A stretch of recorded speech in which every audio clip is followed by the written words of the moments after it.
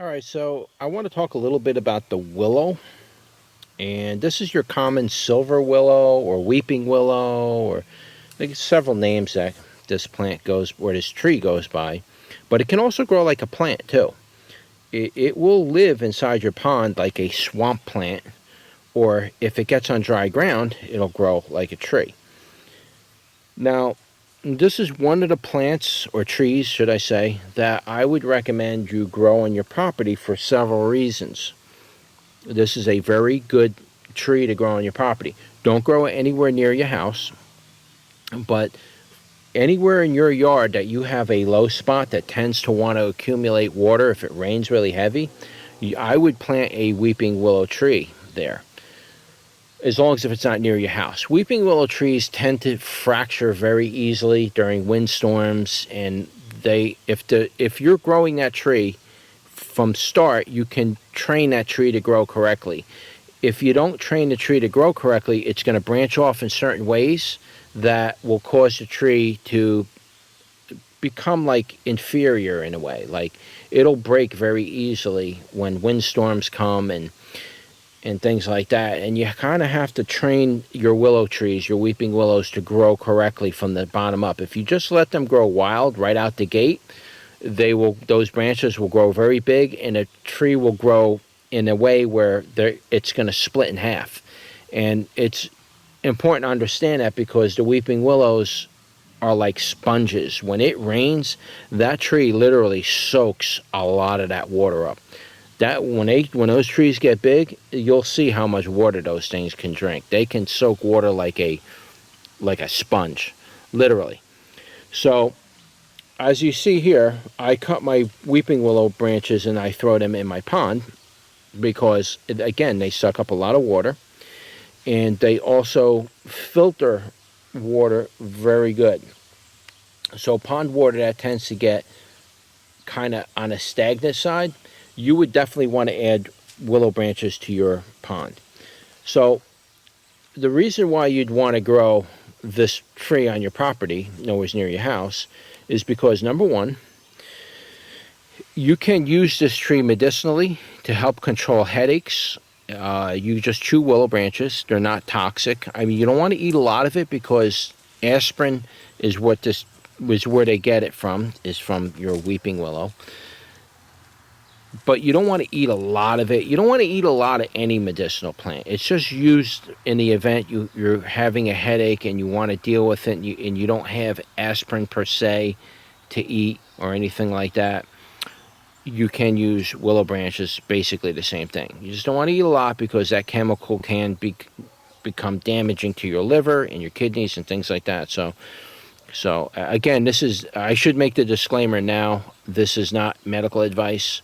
So this is what I do on my property, and this is my opinion. And from the research I've done, this is the stuff that I'm able to talk about. So I am not telling you to go and chew willow branches. That's something you would have to do on your own accord. I have to say that in the video because if you ate something and you got poison, I don't need you coming back to me.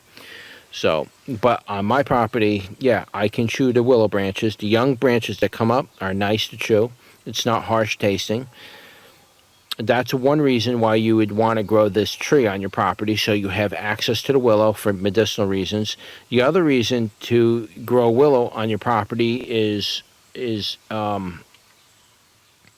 erosion control, because if you live on a hill or you live where there's a lot of water that builds and runs across your property only when it rains heavy, that water can tend to cause erosion, and it can also loosen the soil up, and you don't necessarily want that. You want to stabilize your soil. The willow tree acts as a good erosion control tree in those situations where you have water build up. Like I said, this tree will soak that water up like a sponge. If you have a spot like I have over in the back of my yard over here, where that tree is right there, that dogwood, there's like a low spot. When it rains heavy, that fills up like a pond. If I had a willow in there, that water would be soaked up in less than an hour. Without the willow, I mean, yeah, I got the big oaks, they soak up that water, but those willows will soak that water up like a sponge very, very quickly. So yes, they do, or they are good for controlling, issues with erosion and water problems on your property. The other thing that they're good for, believe it or not, is a rooting hormone. And I'm yet to do a video about it. There's so many other things I'm doing videos about. I can't do videos about everything, but this right here is probably the best rooting hormone you can ever possibly buy. And it's all natural. You don't have, a lot of these rooting hormones tell you not to root fruit trees with it, because that rooting hormone is a very toxic chemical. Very toxic. You don't want to eat anything from it. It's fine for, like, rooting ornamental bushes and trees and stuff. Yeah, it's fine. You're not going to eat that anyway.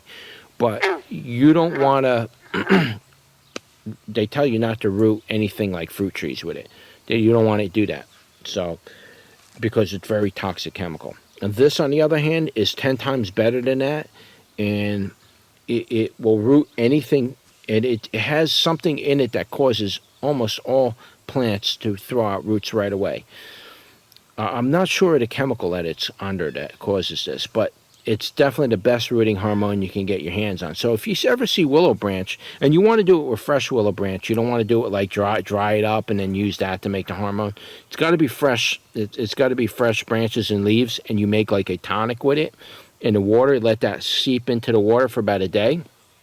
Break the leaves up, break the branches up really good, soak it in that water, and let it sit there for about a day or so. And then take that water, and then whatever you're trying, filter out the debris and detritus out of there, clean that, separate the water from it, and then put your cuttings in there, and you'll watch them root. I'll do a video on that in the future. I'll take some of these cuttings and I'll show you. I'll do a side-by-side comparison, one that's growing in regular water that I'm going to root, and then one that's going to be on the willow, and I'll show you how fast that it causes the other plants to root right away. And yeah, you can do it with your other vegetable plants, like your peppers and your tomatoes. You can do it with that. You can do it. I like to use that mainly for hard things that are going to be hard to root, like tree cuttings and grapevine cuttings and certain things like that are really hard to get rooted.